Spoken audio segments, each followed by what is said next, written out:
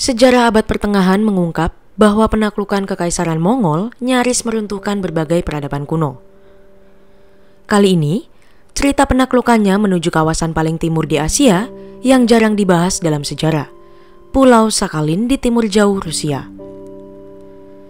Kabar ini menurut ahli sejarah bisa dikatakan sebagai upaya Kekaisaran Mongol untuk menginvasi Jepang dari utara.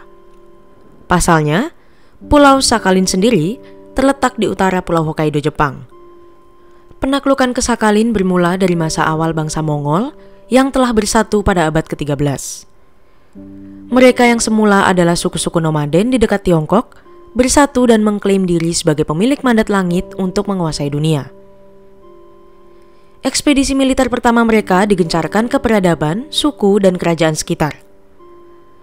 Ekspedisi terbesar di masa awal perluasan Kekaisaran Mongol adalah menjatuhkan Kekaisaran Tiongkok yang dikuasai dinasti Churchenqin dan Xia Timur.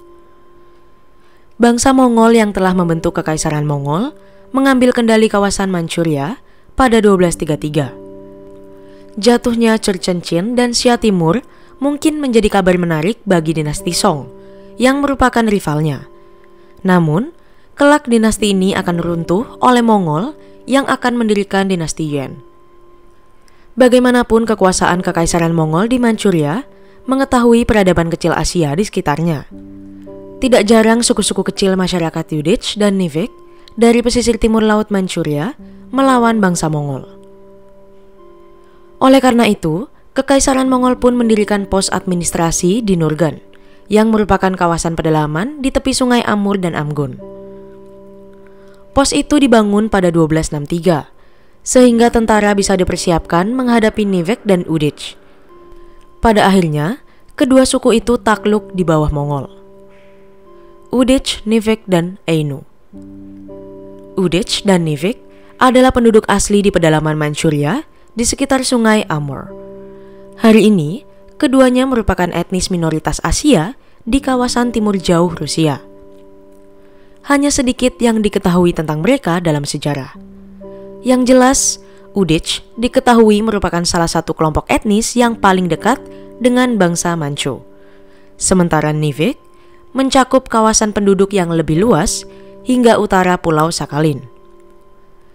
Mereka adalah masyarakat tradisional pemburu, nelayan, dan peternak anjing yang semi-nomaden. Masyarakat Nivek sudah sejak lama memiliki hubungan dengan budaya sekitarnya, seperti Tiongkok dan Jepang.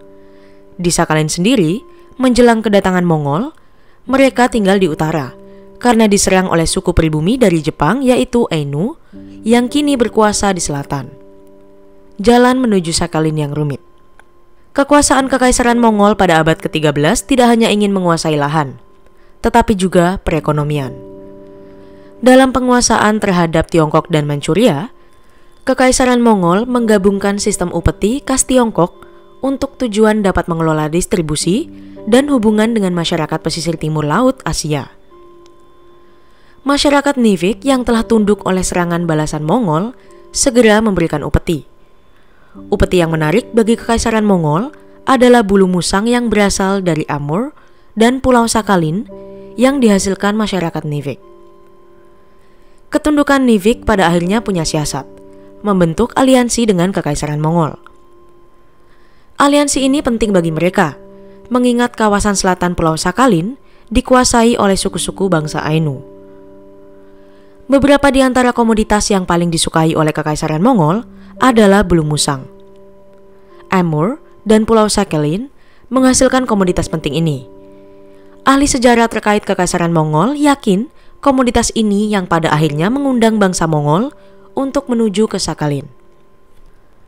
Pengaduan masyarakat Nivek sampai ke telinga Kekaisaran Mongol yang dipimpin oleh Kubilai Khan yang saat itu belum menjadi dinasti Yuan.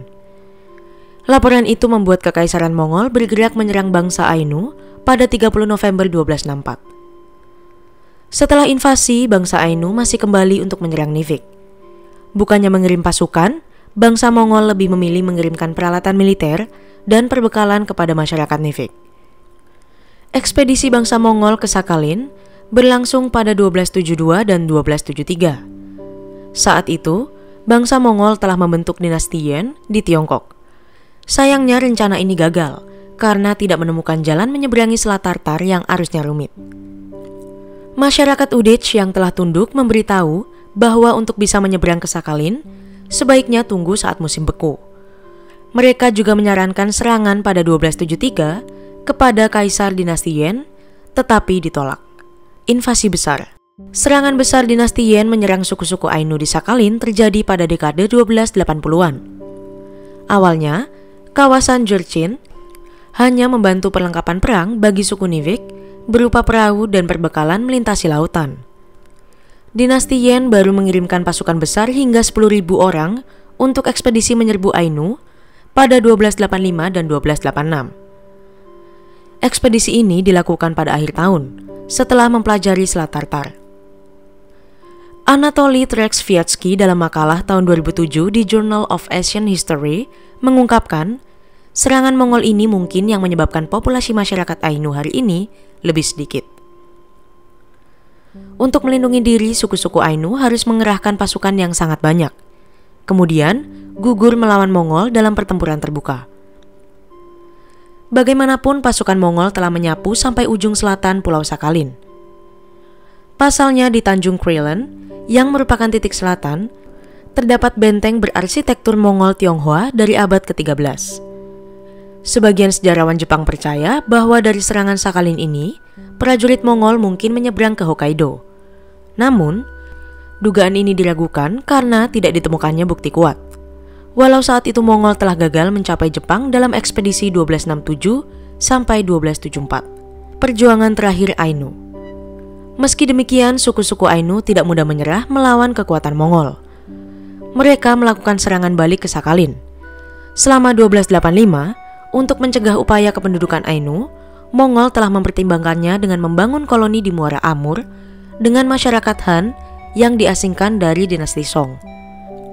Lagi-lagi Ainu menyerang Nivik dan pemukiman Mongol pada 1290-an dan kerap melakukan perampokan.